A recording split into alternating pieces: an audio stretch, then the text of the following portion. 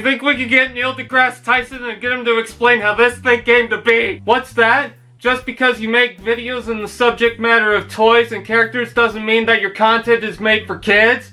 Wow! Interesting enough, the actual Hightower character never actually came into action for the film, unless you count Devastator's limb, if that even counts as his own character. However, he did see many concepts in toy forms, most of which help with the big combination. Filling in the spots, Studio Series brings Hightower into the line, the second and last Deluxe in the combination line, but is he good by himself? Hightower transforms into a mobile construction crane with a massive claw on the arm. Makes me remember the claw machines I'd always lose at, and now I want vengeance. Give me my plush bunny! It's not perfect with some kibble at the bottom and back end that looks like a power source, but it's much cleaner than the scrap metal figure. That may be due to the simplicity of it, but that doesn't mean it's not gonna get nuts. Mostly clean panels, decent color, and greebling, all in a construction movie transformer. Someone's gonna make Rampage a little jealous. It's just so clean and elegant for a figure like this, no strings attached. No really, where's the cables? Wonderfully painted windows with black around to highlight, silver in the tread inner workings,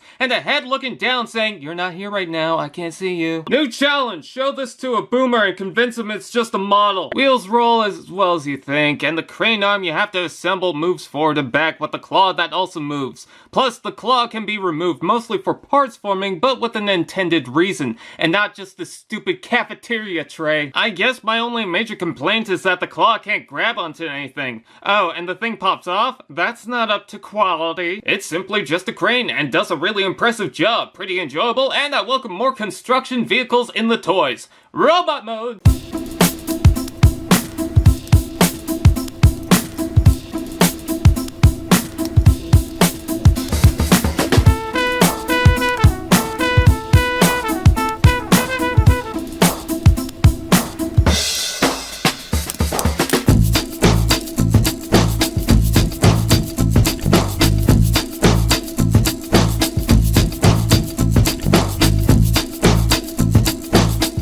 Hightower digivolves into the thing that hides in your closet, which is a deformed Constructicon that somehow survived their equivalent of Chernobyl. Who thought of this?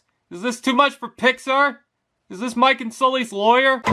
When I saw this angry, out-of-the-norm monster crawling its way into the spotlight, I've never been more excited to see a beast since Shrek 2 went into Blockbuster. It's like the Constructicons tore this guy too, felt bad, and put him together with their imagination plus extras.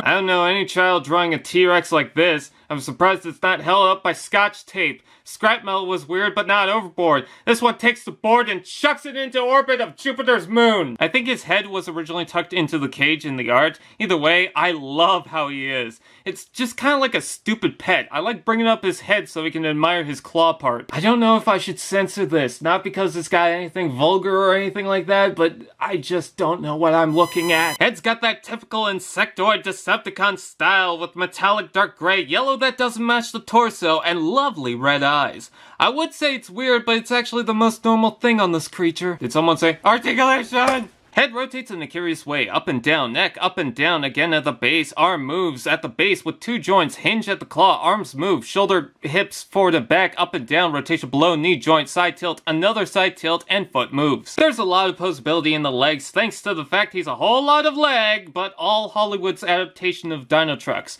With it, you could recreate this to match closer to the Legends and concept model with the head in the cage and flat treads.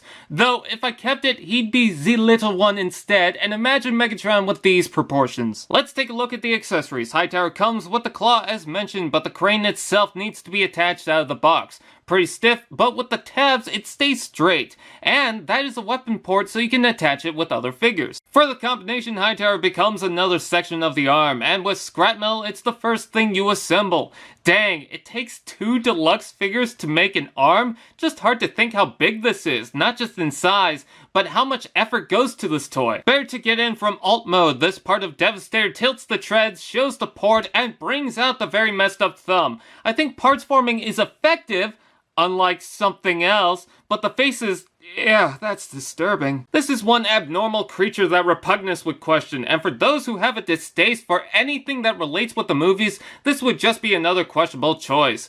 Granted, likely look past because it's not in the film, but that doesn't mean his not average design isn't pleasing in the sense it is something different, and if you're okay with the look, or even like his style, this is fine as a figure. Fun, posable, and interesting to look at. I wonder if he could be the mascot for the Dinotopia franchise.